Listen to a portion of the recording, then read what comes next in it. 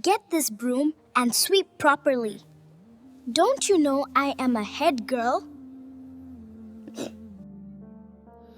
You even call yourself a head girl, yet you are a newcomer. Sarah was sweeping the front of the classroom when Blessing called her. Hey you, come here. Sarah dropped the broom gently and walked over. Yes, senior. Blessing looked at her with a slow smile. You didn't greet me properly this morning. I did, senior, Sarah said softly. Sandra laughed from behind. Then greet again. Sarah lowered her head. Good morning, Senior Blessing. Louder. Good morning, Senior Blessing. Better, Blessing said, then pointed at her bag. What did you bring from home? Just biscuits, Senior. Bring them. Sarah hesitated for a second, then quickly went to her seat, took the biscuits, and handed them over. Blessing opened them immediately and shared with Sandra and Gloria. None of them said thank you. Next time, bring something better, Gloria said casually. Yes, Senior.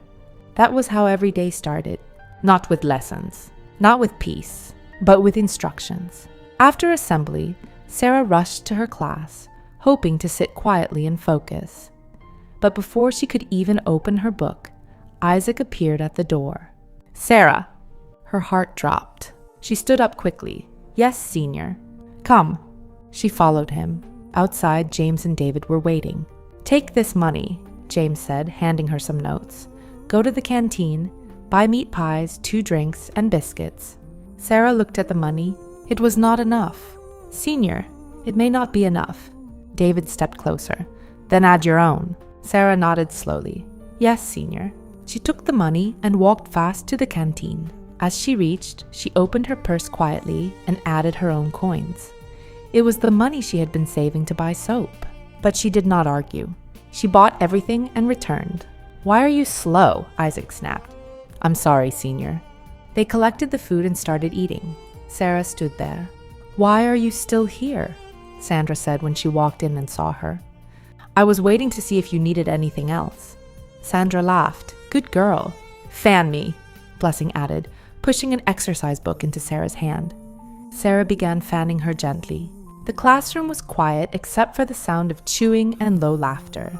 From the window, sunlight came in softly, lighting up the clean desks, the white walls, and the shiny floor. The school looked beautiful, calm, and organized. But Sarah's world inside it was different. When the seniors finished eating, they stood up.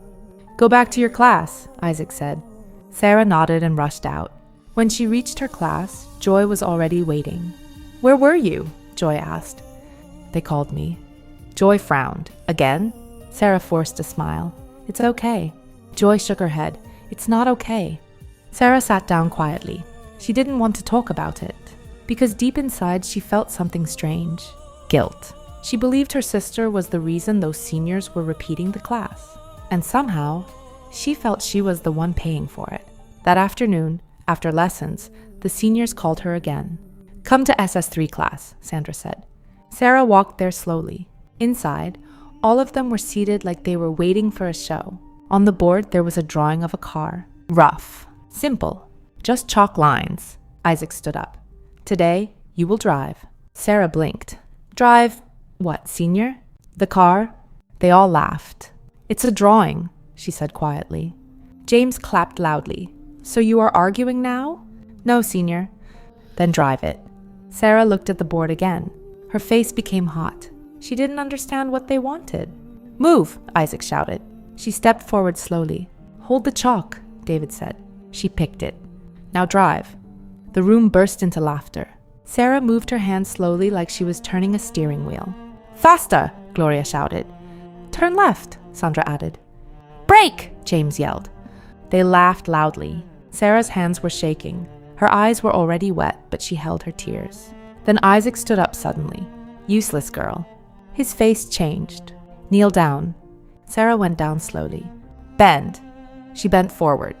Not like that. They adjusted her body. Raise your hands. Lower your head. Stay there. They laughed again. Sarah felt pain in her knees. Her back hurt. Her heart hurt more. But she didn't cry. Not in front of them. After some minutes, Isaac waved his hand. Stand up and go. Sarah stood slowly. Her legs were weak. She walked out without looking back. That evening she cried. Joy sat beside her. "This is too much," Joy said. Sarah wiped her tears. "Please don't say anything. Why are you keeping quiet?" Sarah looked down. "Because maybe they are right." Joy stared at her.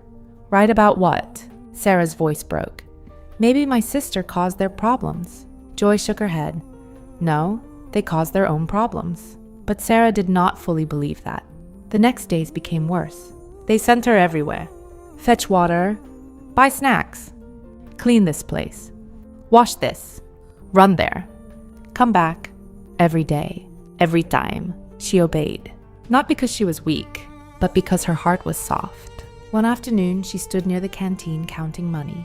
Her hands were shaking. She didn't have enough. A voice spoke behind her. "What's wrong?" She turned. It was Royal. He stood neatly, his shirt clean, his posture calm. "Nothing," she said quickly. He looked at the list in her hand. "This is not your list." She kept quiet. He understood. Without saying much, he brought out money and gave it to her. "Take." "I can't," she said. "You can," he replied gently. She slowly took it. "Thank you." He nodded. "Be careful." That small kindness stayed in her heart. Later, during Labor Day, the seniors sent her to clear a large area alone. The place was too big. The sun was hot. Her hands hurt. Then someone joined her. It was Kamso. "Why are you doing this alone?" he asked. "Please go," Sarah said. "You will get into trouble." He shook his head. "No." He started helping her. For the first time in days, Sarah felt relief. But it didn't last. Isaac saw them. "Hey!" he shouted. The group came quickly. "Who told you to help her?" Blessing asked. "I decided," Ife replied. That was enough. They turned on him. Insults. Pushing. Mocking. From that moment, Ife became a target too. They called him names. They disturbed him. They even took his food. All because he helped Sarah. That night, Sarah sat quietly on her bed. Her phone rang. "Sophia," she answered. "Hello, sister." "How are you?" Sophia asked. "I'm fine." "No, you're not." Sarah tried to hold it in, but she couldn't. She told her everything. The errands, the punishments, the chalkboard, the kneeling, the insults, the way they treated her, the way Ife was now suffering. Sophia became silent. Then her voice changed. "Why didn't you tell me?" "I thought, maybe I deserve it." "No," Sophia said firmly. "You don't." Sarah closed her eyes. Then Sophia said something strange. "If they don't stop, call Pink Lady." Sarah opened her eyes quickly. "What?" "Call Pink Lady." "That story is real?" "Yes." Sarah shook her head. "No, I can't." "Sarah." "I can't," she repeated. She ended the call feeling scared, but also thinking. The next days became even worse. They embarrassed her. They punished her. They hurt others around her. Joy lost her provisions. Eve was beaten again. Another student was mocked just for talking to her. That was when something changed inside Sarah. This was no longer punishment. It was wrong. That night, when everyone was asleep, Sarah stood in front of the mirror. Her heart was beating fast. She looked at herself. Then she whispered, "Pink Lady." Nothing happened. She tried again. "Pink Lady." The room felt quiet. Then the third time she whispered, "Pink Lady." The air changed slightly, and though she didn't see anything yet, she knew something had hurt her. The next morning, everything felt normal. Too normal. Students moved around as usual. The bell rang. Teachers entered classes. Lessons started. Laughter filled the corridors. The school still looked clean, calm, and beautiful.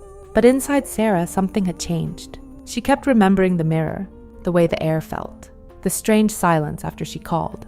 She tried to ignore it. Maybe nothing would happen. Maybe it was just fear. But by afternoon, things started to change. Isaac was the first. During break time, noise came from the boys' hostel side. Students began whispering. "Did you hear?" "Hear what?" "Isaac." "What about him?" "They said he wet his bed." The news spread fast. Too fast. By evening, it was no longer a rumor. It was everywhere. Isaac, the loudest among them, the one who always mocked others, had woken up to find his bed soaked. Some boys had seen it. Some had laughed. Some had told others. By night prep, almost everyone knew. When Isaac walked past, people whispered. Some laughed openly. His face was tight with anger, but there was nothing he could do. Later that same day, his girlfriend avoided him. By the next morning, she had broken up with him. Sarah watched quietly. Her heart beat slowly. She remembered the mirror again. Then it continued. Blessing came next. During inspection, a teacher suddenly stopped in front of her. "Open your bag." Blessing frowned. "Why, Ma?" "Open it." She did. Inside, the teacher found bangles that did not belong to her. "Where did you get these?" the teacher asked. I don't know." But nobody believed her. She was accused of stealing, right there, in front of other students. Her position as labor prefect was taken away immediately. Students stared. Some shook their heads. Others whispered. Blessing, who used to speak loudly and command juniors, now stood quiet, embarrassed, unable to defend herself. Sarah felt a cold feeling run through her body. This was not normal. Sandra and James followed. One morning during assembly, while students stood in neat lines, a strange situation happened. A student behind them suddenly stepped away and covered her nose. "What is that smell?" Another said, "It's coming from them." Soon murmurs spread. "Who is smelling?" "It's Sandra." "No, it's James." The teachers noticed the movement. "Silence," one shouted, but it was too late. The attention had already turned to them. Even after assembly, the whispers did not stop. Some exaggerated it. Some laughed. Some avoided sitting near them. Sandra became angry. James tried to deny it, but the embarrassment stayed. Then came David. One afternoon, a small diary was found in class. Gloria's diary. Some girls picked it up and started reading it out loud before she could stop them. At first, it sounded like normal writing. Then suddenly, "David is annoying. I don't even like talking to him, and his breath smells bad." The class exploded. Laughter filled the room. David stood frozen. Gloria tried to collect the diary, but it was too late. The damage was done. David, who always acted calm and proud, now stood embarrassed in front of everyone. Students repeated the words again and again. "His breath smells bad." Even those who didn't hear it clearly started laughing. The humiliation was deep. Gloria was not spared. A few days later, while walking confidently across the compound during break, she slipped. It was sudden. Her legs went forward and she fell hard, right in front of many students. Her books scattered. Her uniform became slightly stained. And before she could stand up, laughter had already started. Not just small laughter. Loud, uncontrollable. Some students even clapped.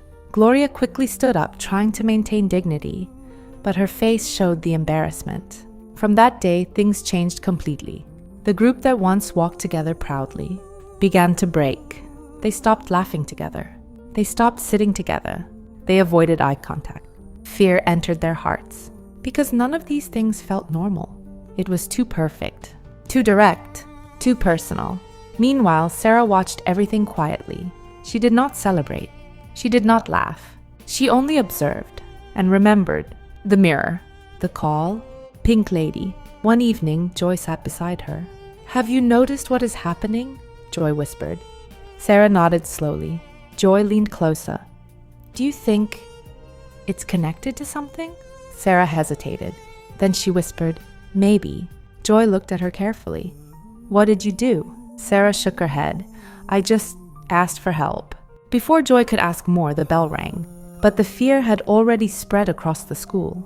The seniors became quieter. They stopped calling Sarah as much. They stopped sending her around. They stopped laughing loudly. Something was watching them. They could feel it. Then came visiting day. Parents arrived. Cars entered the compound. Students dressed neatly. The atmosphere was lively again. Sarah stood near the entrance, looking around. Then she saw her. Sophia. Elegant. Confident. Dressed beautifully. Walking toward her with a smile. Sarah ran to her. "Sister!" Sophia hugged her tightly. "My baby." They stepped aside and sat under a shaded area. Sophia held her hand. "Are you okay now?" Sarah nodded. "Things have changed."